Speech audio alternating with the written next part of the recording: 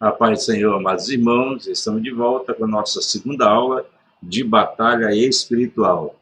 Nós aprendemos já algumas coisas na aula passada. Essa aula nós vamos aí estar aprendendo mais sobre as armas espirituais que nós precisamos aprender a manusear de uma maneira correta. E vamos estar estudando então com você sobre as armas espirituais.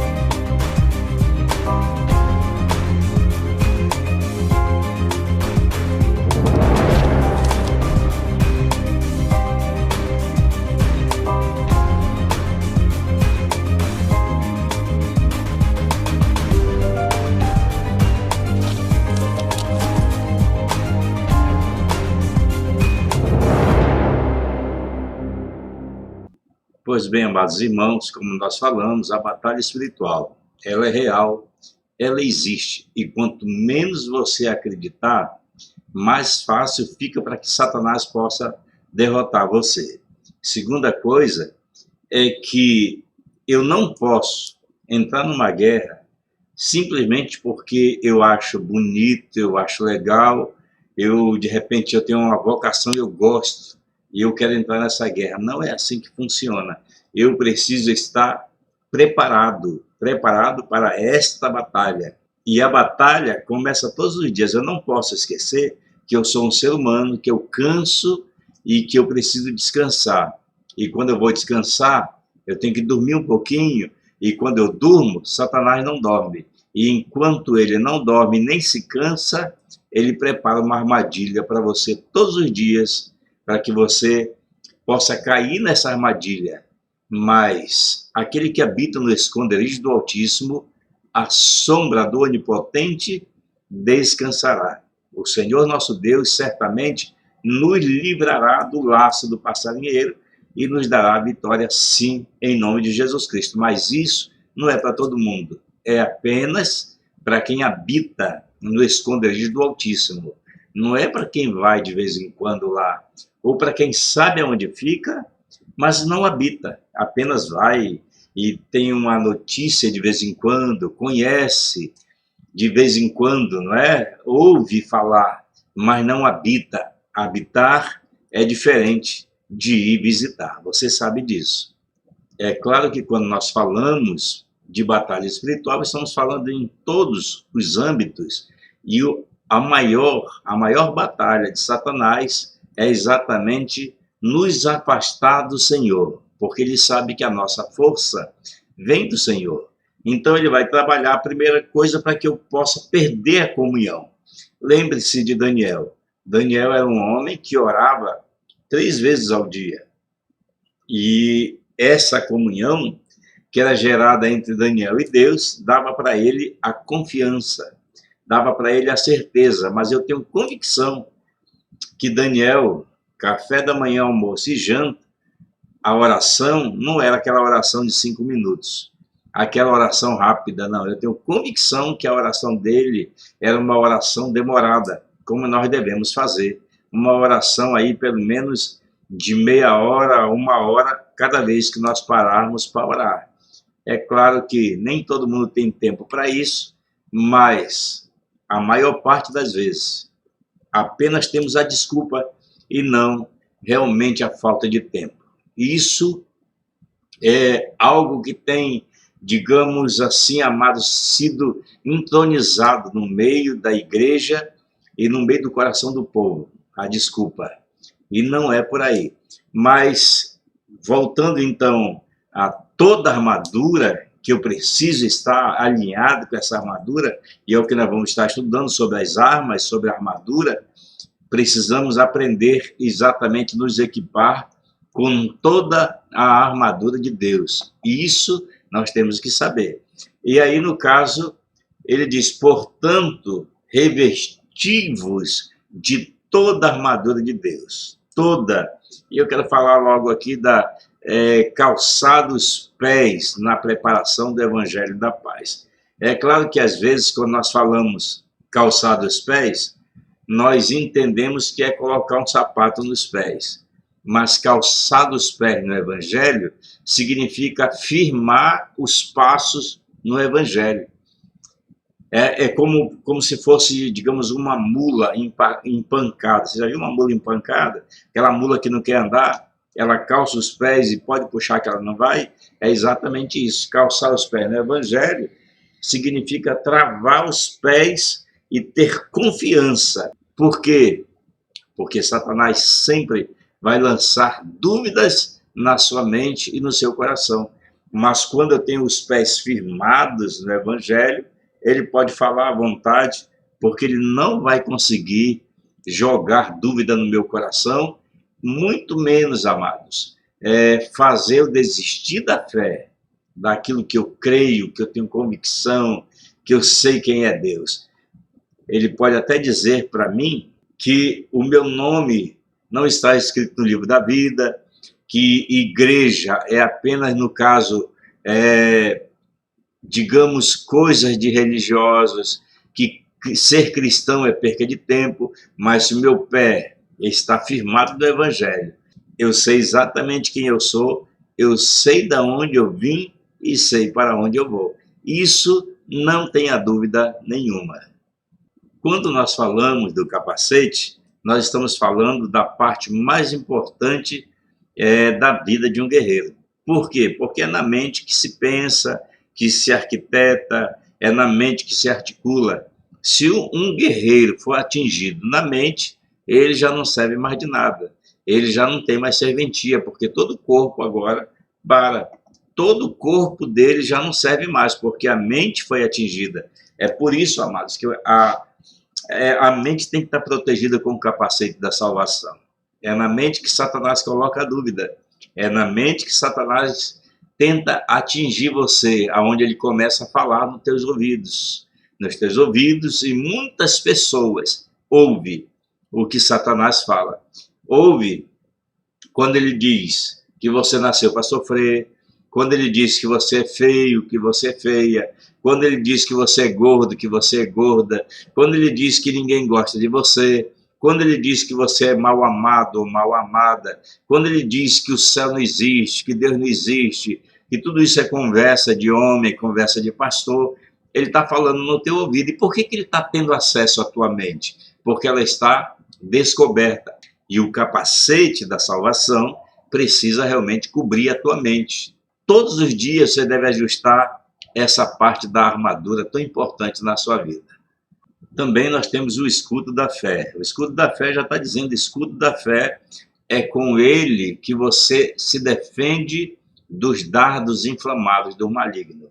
Dardo já está dizendo flecha, é um tipo de flechas pequenas que são lançadas contra você, da dúvida, da angústia. Ele vai lançando setas. E muitas vezes ele levanta situações para realmente levantar dúvidas. E quando as situações, as lutas, as dificuldades do dia a dia se levantam, ele começa a dizer para você que não dá, que você não vai conseguir, que você é incapaz de conseguir, que você jamais vai vencer. É nessa hora, amado, que o escudo da fé tem que ser levantado. Porque se o escudo da fé for levantado, os dardos vêm e batem no escudo da fé. E quando bater no escudo da fé, você se levanta e diz assim, não adianta lançar a seta, não adianta lançar a seta, porque lançou, bateu no escudo da fé. E o que é a fé?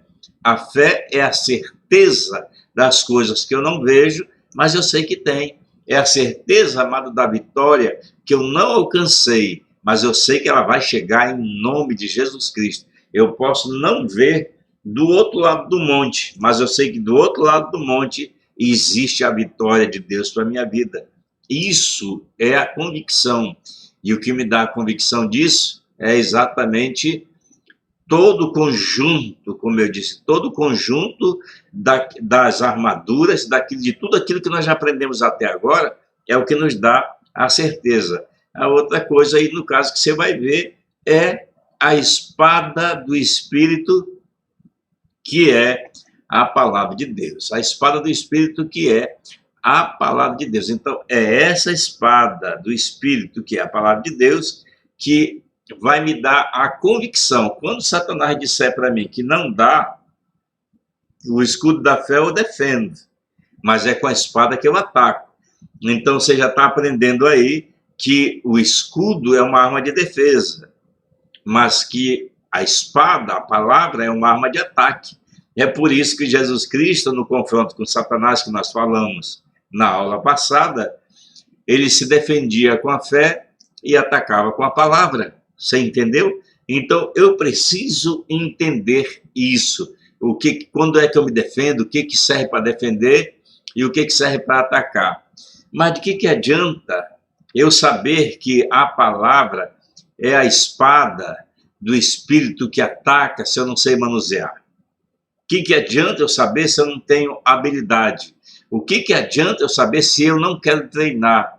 Treinar, como Paulo disse a Timóteo, procura apresentar-te a Deus aprovado, como obreiro que não tem do que se vergonhar, mas que maneja bem a palavra da verdade. Então, essa é a grande questão. Então, agora vamos estar aí verificando as armas de defesa e as armas de ataque. Você já viu aí todo o conjunto das armaduras, ou da armadura de Deus, toda armadura, né? Não é se revista ou se vista de um pouquinho dela. Paulo disse de toda a armadura de Deus. Para quê? Para que depois de ter feito tudo, permanecer firme. Se você não se vestir com toda ela, com certeza você vai cair no meio do caminho. Isso, não tenha nem dúvidas. Então, amados irmãos, aprendendo agora sobre as armas, eu quero que você entenda o seguinte: nós não vamos falar muitas, que é exatamente para ver se você decora, tá certo? Então, armas de defesa, armas que defendem. Então, armas que não servem para você atacar, elas são de defesa. Então, você não vai dizer, eu te expulso por isso, eu te repreendo por isso, porque elas não servem para isso. Elas servem exatamente para defender você. Então, vamos falar de duas de cada uma, pelo menos aí para você, digamos, colocar na mente e no coração e saber manusear com habilidade. Então, a arma de defesa. Então, aí, duas delas, a primeira arma de defesa é o escudo da fé, que nós já falamos. É exatamente com ela que nós vamos reverter as situações que Satanás levanta. Quando ele disser para você que não dá, use a palavra, que é a espada do Espírito. A palavra diz que dá. Eu posso todas as coisas naquele que me fortalece. E se está escrito, mas eu preciso conhecer a palavra. Como eu disse, não adianta ir para uma guerra se eu não sei manusear realmente as armas. Você entende? Então eu preciso aprender a manusear as armas. E a segunda arma de defesa é o sangue de Jesus. O sangue de Jesus, ele não serve para repreender Satanás, não serve para expulsar. Eu te expulso pelo sangue de Jesus. Não. Ele serve para me cobrir, para me proteger. Então, onde está a marca do sangue de Jesus, aí há proteção. É por isso que quando o anjo da morte invadiu o Egito, você sabe bem da história, então ali naquele lugar foi passado sangue sobre os umbrais da porta, e aonde tinha a marca do sangue, o anjo da morte passou por cima, mas não pôde penetrar na casa, porque ali havia a arma de proteção. Então, o sangue de Jesus Cristo, ele sobre a tua vida, ele te protege. Então, aprenda a dizer, o sangue de Jesus tem poder sobre a minha vida. O sangue de Jesus tem poder sobre a minha vida. Cobrir a sua casa com o sangue de Jesus. Jesus, cobre a minha vida com o teu sangue, meus filhos com o teu sangue, a minha casa com o teu sangue, Senhor Jesus. Cobre os meus bens com o teu sangue. Isso é uma arma de defesa.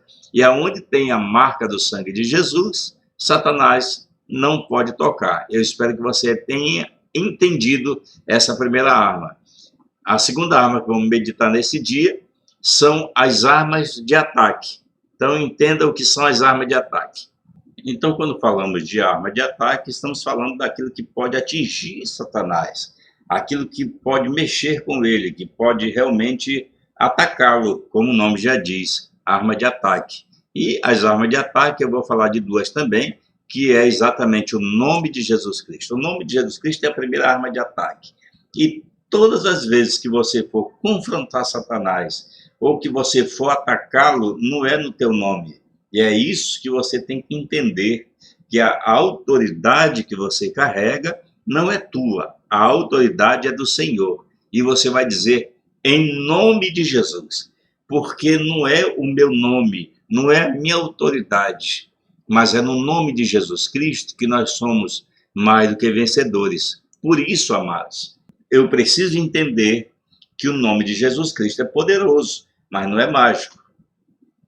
Eu preciso estar com a minha vida em dias, eu preciso estar com a minha vida íntegra, minha vida espiritual. Claro, não somos perfeitos, nenhum de nós somos perfeitos, mas se nós somos pessoas que sabemos reconhecer aonde erramos, nos submetermos ao senhorio do Senhor, nos humilhando e pedindo perdão, o sangue de Jesus Cristo, que é a arma de defesa, ele nos purifica de todo pecado. E quando você tem convicção, não é dizer por dizer, mas quando você tem convicção e diz, no nome de Jesus Cristo, o inferno todo estremece e o céu se levanta e o céu te favorece. Por quê? Porque no nome de Jesus Cristo há poder. E quando você manuseia essa arma de ataque, entenda, o inferno se move, o céu ouve a tua voz e se move também. E todas as coisas, amados, contribuem para que você alcance a bênção e a vitória. No nome de Jesus. No nome de Jesus. No nome de Jesus Cristo. Você entendeu? É assim que Satanás se retira, é assim que Satanás vai embora, é assim que a vitória chega no nome de Jesus. A segunda arma de ataque é a palavra de Deus, que é a espada do Espírito. E nós já falamos com você sobre essa espada. Essa espada, ela tem que ser bem manuseada. O Senhor disse que ela é tão poderosa que ela divide juntas e medulas. Ela é capaz de discernir pensamentos. Ela penetra, amados, a ponto de dividir a alma do espírito. Uma espada afiada de 2 gumes, corta para lá e corta para cá. Ela corta para todos os lados, mas não deixa marca e também não sai sangue, mas jamais volta vazia, sem cumprir aquilo para o qual ela se propõe. Então eu preciso saber usar essa palavra com autoridade, com convicção e com ousadia, sabendo que o Senhor Jesus Cristo vela pela sua palavra. Ele diz, passará os céus e a terra, mas as minhas palavras, essas não hão de passar. Mateus capítulo 24, versículo 35. Então, se eu tenho convicção, eu obedeço, mas buscai primeiro o reino de Deus e a sua justiça. E todas, não é algumas, e todas as outras coisas serão acrescentadas. Glória a Deus, que você aprenda a manusear bem essa arma de ataque, essa arma poderosa que é a palavra do Senhor. Mas além das armas que defendem e que atacam, existem as armas que são completas, aquelas que tanto defendem quanto atacam. O importante, amado, é eu ter consciência e saber quais são elas e como é que eu posso manusear na hora certa, para que eu não me confunda. Em vez de atacar, eu defendo, em vez de defender, eu ataco com a arma errada, que aí não vai funcionar. Por exemplo, armas que elas tanto atacam quanto defendem. Nós temos aí, por exemplo, a oração. A oração é uma arma completa e depende muito da direção que você vai virar ou apontar essa arma. Muito. Porque aí vem a questão de saber orar. eu preciso saber orar, preciso saber quais os tipos de orações que eu tenho que fazer e como é que eu vou fazer. A verdade é que quando nós vamos orar, existe uma grande confusão a respeito da oração. Oração de intercessão, oração deprecatória, oração louvatória, oração, no caso ali, oração de guerra e também a oração da fé, né? A oração da fé, quais os tipos de orações que existem e quais são as que eu faço. Porque a verdade é que a gente, às vezes, vai orar e faz uma salada muito grande. E aí, quando faz uma salada muito grande, eu me perco. Então, eu vou tentar resumir, para que você entenda. A oração intercessória é aquela que eu intercedo. Pense, eu vou pedir algo de Deus para alguém. É como se você fosse pedir junto ao prefeito, junto ao governo do seu estado, exatamente um favor por alguém que está necessitado. Agora vamos imaginar assim, você tem intimidade com o prefeito, com o governador. Se você tiver intimidade, então peça, porque certamente ele pode te atender. Agora, se você não tem intimidade nem com o governador, nem com o prefeito, dificilmente ele vai te atender, pois com Deus não é diferente.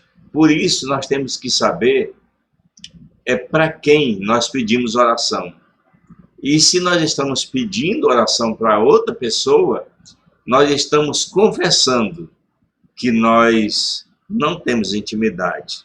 Porque se você tivesse intimidade, você pedia você mesmo.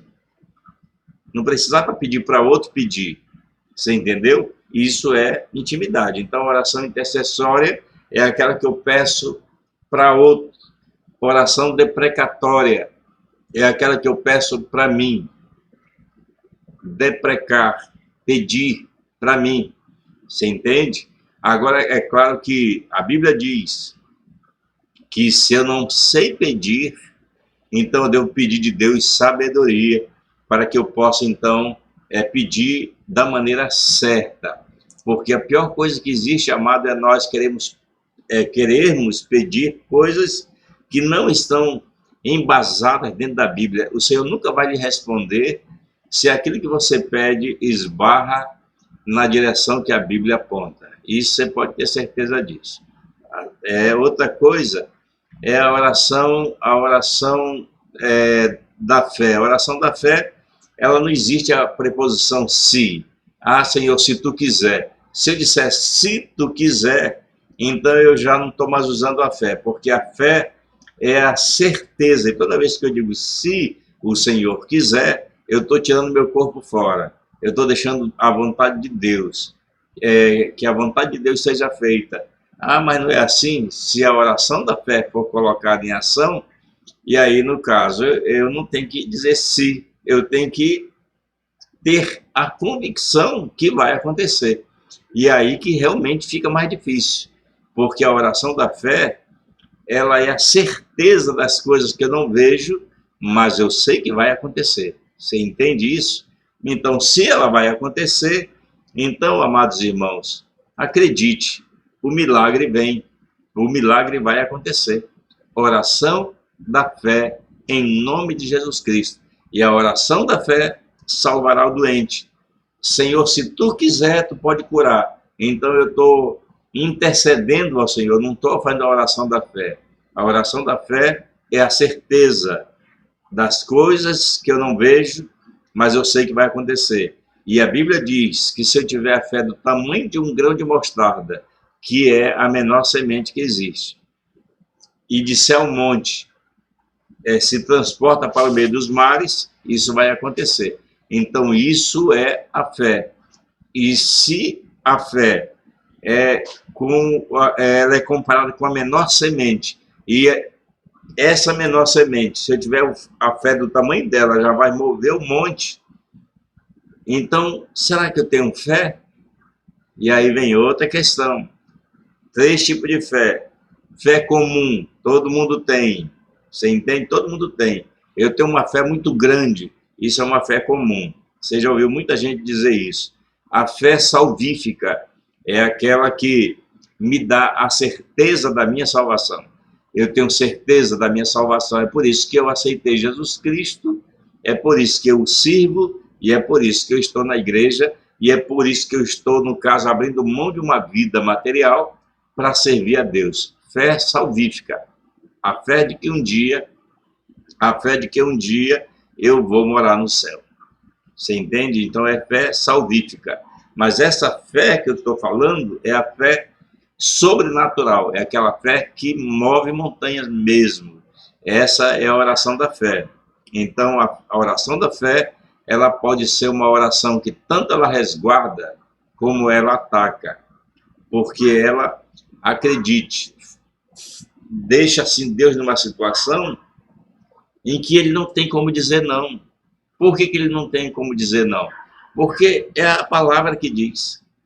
Se tu tiveres fé do tamanho de um grão de mostarda, tu vai falar ao monte e o monte vai se atirar no mar. E no caso, então, como Deus não pode ir de encontro à sua palavra, ele se obriga a cumprir a sua palavra. Não é que ele vai se obrigar a fazer aquilo que eu estou dizendo.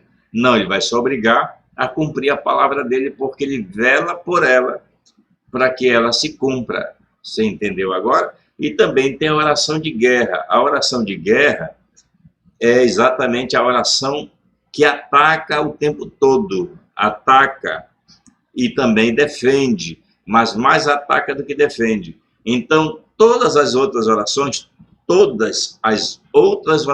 que eu falei até agora, você pode fazê-la de joelho. Todas. Deve ajoelhar, deve se prostrar, botar o rosto no pó, realmente deve se humilhar diante de Deus. Mas a oração de guerra, não. Essa oração você faz em pé e faz marchando. E por que você faz em pé e faz marchando? Porque eu estou em guerra. Eu não estou pedindo de Deus. Você entendeu? Eu não estou pedindo de Deus. Eu não estou dizendo, Senhor, vem aqui e faz. Eu não estou dizendo isso. E esse negócio de, Senhor, vem aqui e tu pode fazer. O Senhor, é claro que ele já pode fazer. Não, mas eu não estou pedindo que ele venha fazer. Eu estou me colocando numa posição onde eu tenho convicção da autoridade que eu já recebi do Senhor, e eu vou usar o poder, e vou usar a autoridade que eu tenho, e vou marchar contra o inimigo, em nome de Jesus Cristo. Por isso, eu não vou me ajoelhar, porque eu não estou, digamos, diante de Deus para suplicar. Não, eu estou diante do inimigo para impor a autoridade e o poder que Deus me deu. Por isso, diante do inimigo, eu não me ajoelho. Então, a oração é uma arma completa, mas eu preciso saber usar essa arma, porque ela não é tão simples assim como nós achamos que é, e nós achamos que sabemos. Então, eu preciso, amados, parar um pouquinho para estudar sobre oração, para que eu possa entender, para que eu possa direcionar a minha oração na direção certa. E a segunda arma, completíssima, chama-se louvor e adoração.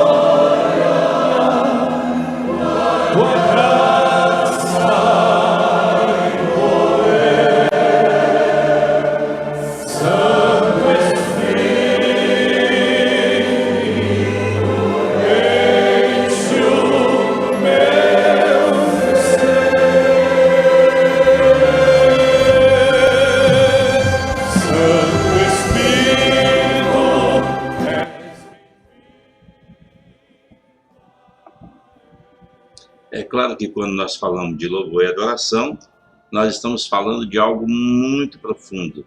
Mais profundo, amados, do que você consegue perceber ou do que você consegue imaginar. É claro que se nós fôssemos falar sobre louvor e adoração, essa aula não teria um fim tão cedo, né? Íamos ter uma longa aula, mas vai ter a aula específica que vamos falar sobre louvor e adoração. O louvor e a adoração existem tantos mistérios por trás que nós temos realmente que parar para mergulhar nesses mistérios. Se você ler a palavra de Deus, você vai ver que as maiores vitórias obtidas pelo povo de Deus, não houve tiro, não houve flecha, não houve bomba, não houve batalha, apenas posição de louvor e de adoração. Foi assim que Josafá venceu os amonitas, foi assim que Josué venceu a grande batalha contra Jericó, foi assim que Gideão conseguiu vencer apenas com 300, com um exército de cerca de 430 mil homens, era muita gente. E foi assim, o povo de Deus louvando, o povo de Deus glorificando o nome do Senhor. Exatamente dessa forma que os grandes mistérios acontecem. E quando você abre a boca para louvar o Senhor, Satanás quer distância para você. Então, para a gente encerrar e para você gravar no coração, quanto mais você louva, quanto mais você melodiar é você cantar. E não importa, amado, na tua casa, você não tem esse negócio de minha voz não é bonita, minha voz é desafinada, ponha para fora. Mesmo que você não cante, fale, exalte o nome do Senhor, glorifique o nome do Senhor.